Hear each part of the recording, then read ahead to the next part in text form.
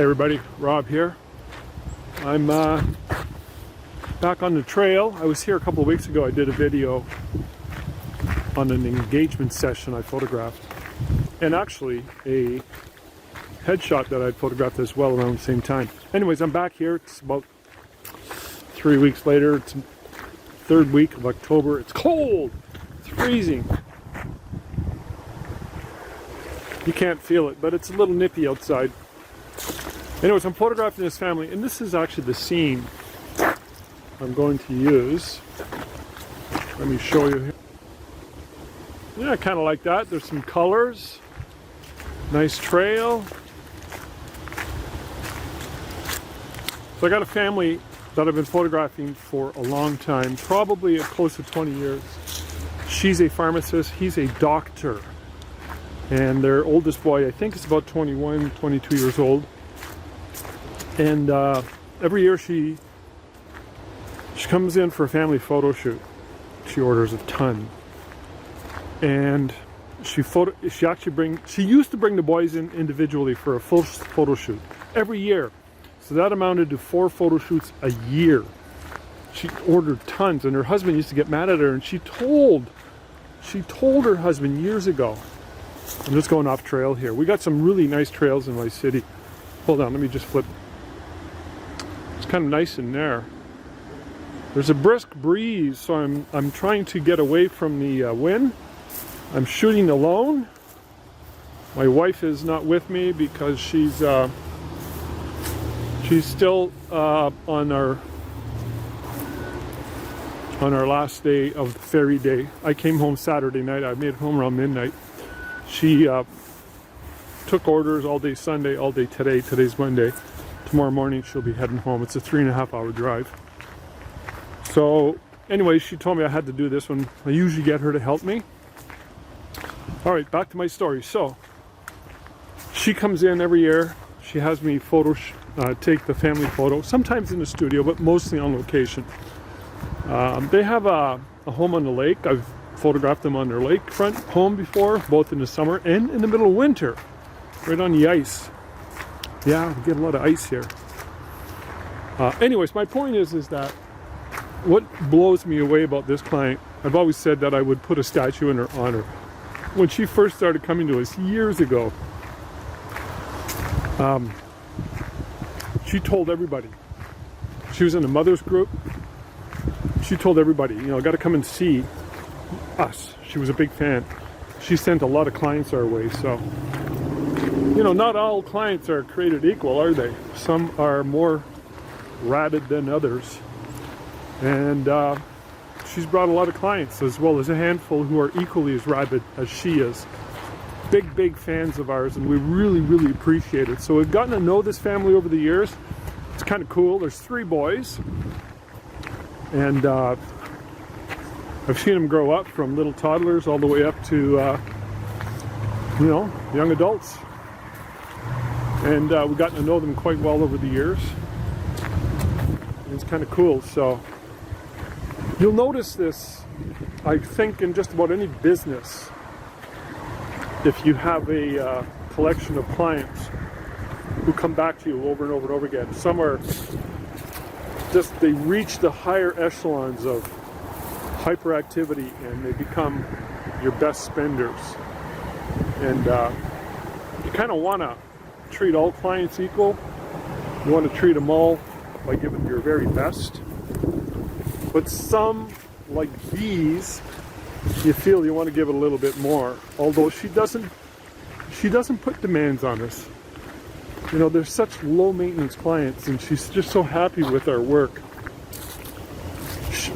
Every time I go to their house, she shows me the pictures on her walls, and she thanks me over and over again. She just says, "Thank you, Rob, thank you, Rob, thank you for taking all these memories." So it's kind of cool, isn't it? So it also reflects the fact that in this business, there's I forgot what I was going to say. There's a longevity, a high level of gratitude, a repeat business scenario, and a special connection that goes on with I want to say with all clients, you know, even if, like, for instance, like I just mentioned, we just did another fairy day last weekend. I shot over 32 sessions. And I make a connection. Some of the clients I'll never see again. Some of them, one of the moms, I forgot all about this. One of the moms, I looked at her and went, "Oh, you're familiar. You look familiar." And I remember she came in last year. And she goes, "Yeah, they came in the year before and the year before." Like, wow. She's coming in every year with her daughter. And I asked her, I said, "Do you have like a wall, a gallery?" She goes, "Yeah, I have a gallery of all these fairy images." It becomes like a tradition. It's something they value. And I become, through my work, me and my wife, the stuff that we create for them, the images that we create for them, we touch them in that way. So it's kind of cool.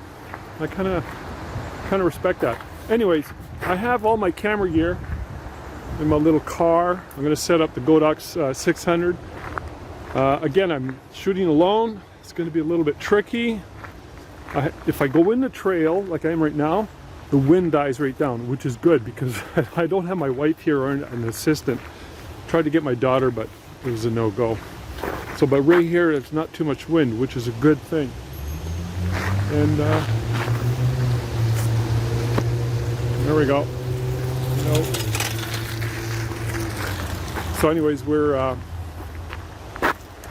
hoping that the wind, yeah, if it stays nice and quiet in here, it's a nice scene that I get some good images. So I'm hoping to get a little bit of a video later on to show you the setup, okay, when they're here. So you'll notice the boys. I remember when the first boy was born, the other two weren't born. They came in for maternity sessions.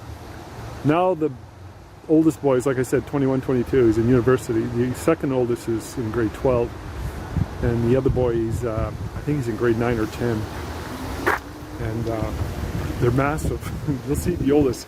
He's massive. He's just this gargantuan guy. Get out! That's the scene. Looks good.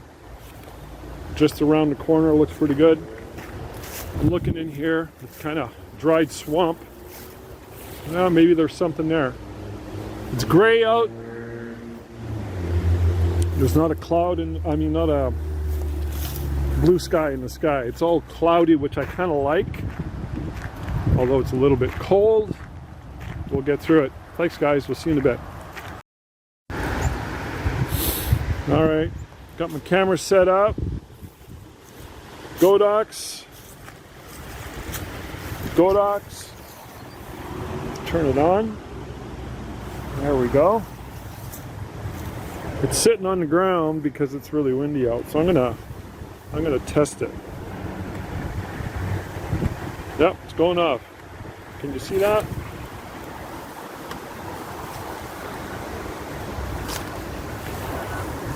I'm freezing. Once we get inside the trail, it's going to be much less windy. So anyways, I just wanted to show you my equipment setup.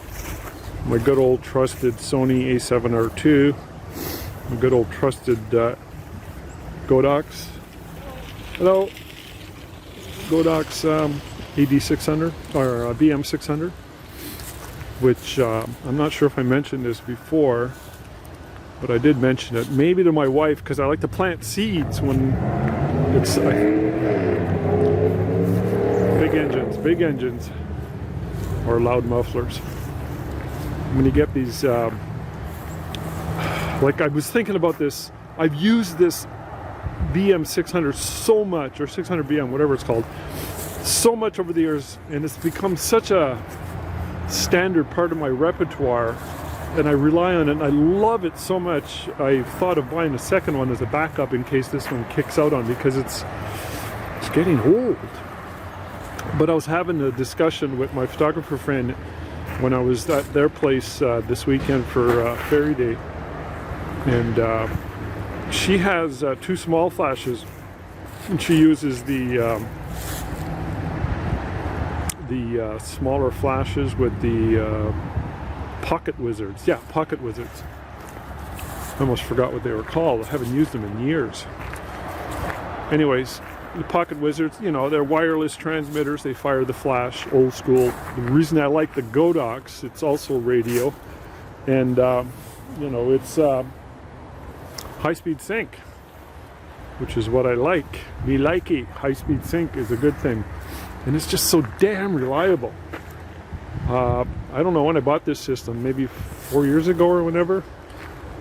And I think I might even have the same batteries in that transmitter as when I bought it. Maybe not, I might have put in one set, but they just go on and on and on. That's my point. So you kind of take these things for granted, you know? And I want to be aware of that. Also want to be aware of the fact, like I mentioned, I might want to get a second one. I hear there's a new Godox 1200, which is super powerful. And be nice to have one of those. Be nice to show up at a session with tons of light. If some sessions warrant that, like with large groups and bright sun, especially if I want to shoot high-speed sync. But mostly I want to be able to have the equipment. So if this one dies on me, I want to be able to have a good backup system in place. So I mentioned that the other day, and planting seeds to my wife, so she knows that this expense may be coming through. That's the kind of the games I play. So anyways, just wanted to go over equipment and talk a little bit about that. Oh yeah, my photographer friend who shoots with the small flashes. She has 2 small flashes on stands when she goes to a family shoot, and she has the Pocket Wizards. And when we started discussing that situation with her lighting, she'd mentioned, first off, preemptively, she said, yeah, Rob, oh, I see your pictures on Facebook all the time, and you get that beautiful lighting with families. And then she started talking about her lighting. And I never said it at the time, because I didn't want to. I thought maybe I'd get resistance on it, but my point is this, and this is what I want to bring to you as part of my message to you right now. When I do a family photo, I want a softbox. If I could use a 80-inch PLM shoot through right now, I would, but man, that would be really hard to work with in this kind of wind. However, nice soft light on location is a really good thing.